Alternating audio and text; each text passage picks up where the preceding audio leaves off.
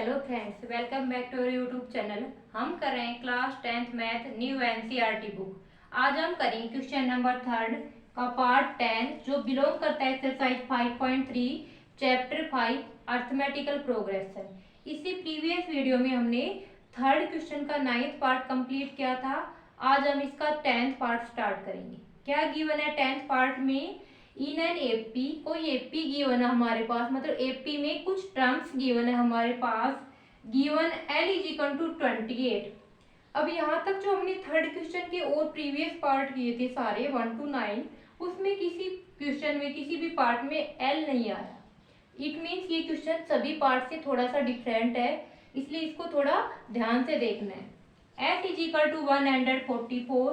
सम कितना गिवन है? 144 and there are total 9 terms. यहाँ पर टोटल 9 टर्म्स है। इट मीन्स एन की वैल्यू क्या गिवन है? 9 गिवन है।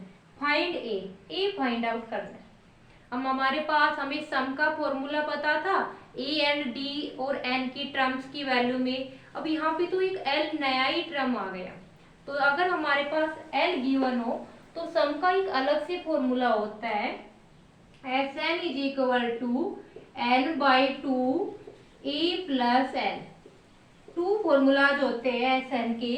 एक फॉर्मूला तो S n is equal to n by two into two a plus n minus 1 into d, जो हम थर्ड क्वेश्चन के 1 to 9 पार्ट में यूज करते आए अब तक। यानी कि 5.3 एक्सरसाइज के यहाँ तक के क्वेश्चन में एस एन का जो हमने फॉर्मूला यूज किया है वो क्या किया है?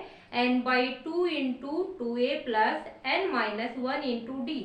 बट यहाँ पर हमारे पास ए तो हमें फाइंड आउट करना है, कॉमन डिफरेंस भी नहीं गिवन है, तो फिर हम कैसे फाइंड आउट करेंगे? सम के फॉर्मूला में ए डी और एन तीन चीजों की वैल्यू हमें पता, दो चीजों की वैल्यू हमें पता होती है और हम थर्ड की वैल्यू निकालते हैं। तो यहाँ पर एक तो एस टर्म होती है, एक एन टर्म होता है, एक ए टर्म होता है, एक डी टर्म होता है। तो फोर्थ टर्म में से हमें किसी थ्री की वैल्यू पता होगी और फोर्थ की वैल्यू हमें फाइंड आउट करनी होती है। बट यहाँ पर तो हमें डी भी नहीं पता और ए भी नहीं पता, तो दो दो टर्म्स की वैल्यू नहीं पता, तो इससे हम वैल्यू फाइंड आउट नहीं कर सकते। तो इसके लिए हम सम का एक अदर फॉर्मूला यूज करेंगे। तो दो फॉर्मूला होता है S n is equal to n by two into a plus n, where l is the last term. L क्या होता है यहाँ पर? Last term. ए एन, जो ए एन होता है वो एन होता है, एल की वैल्यू होती है लास्ट टर्म। ओके, फिर यहाँ पर हम क्या करेंगे? एस एन हमारे पास क्या है? 144 इक्वल टू एन क्या है? 9 बाई टू। ए की वैल्यू फाइंड आउट करनी है और एल क्या है? 28। यहाँ से हम क्या करेंगे? Cancel out. 9 1 जा 9, 9 1 जा 9, 5 बचेगा, 9 6 जा 54। क्रॉस मल्टीप्लाई करेंगे, इसके अपोन में 1 है, 2 की 16 से मल्टीप्लाई 32, 1 की इधर मल्टीप्लाई करेंगे तो a प्लस 28। क्लियर? हमें यहाँ से a की वैल्यू फाइंड आउट करनी है, तो a की वैल्यू निकालेंगे तो 28 इधर प्लस में है, दूसरी साइड भेजेंगे तो माइनस में हो जाएगा। 32 माइनस 28, 32 में से 28 माइनस करेंगे तो क्या आएगा? 4। तो 4 हमारे पास क्या हो गई? a की वैल्यू हो गई। तो ये क्वेश्चन सारे क्वेश्चन से डिफरेंट था, इसलिए इसको थोड़ा ध्यान से करना है।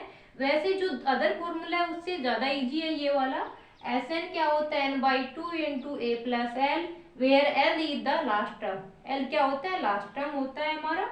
हम यहाँ पर एस एन की और एन की वैल्यू पुट करेंगे और एल की वैल्यू पुट करेंगे 28, तो हमारे पास ए की वैल्यू क्या आ जाएगी? 4। तो ये हमारा थर्ड क्वेश्चन का 10th पार्ट कंप्लीट हो गया है और इसी के साथ साथ हमारा 5.3 एक्सरसाइज का थर्ड क्वेश्चन कंप्लीट हो गया है। नेक्स्ट वीडियो में हम इसका नेक्स्ट क्वेश्चन करेंगे, तब तक यहाँ तक कंप्लीट रिवीजन करना है। Thank you very much.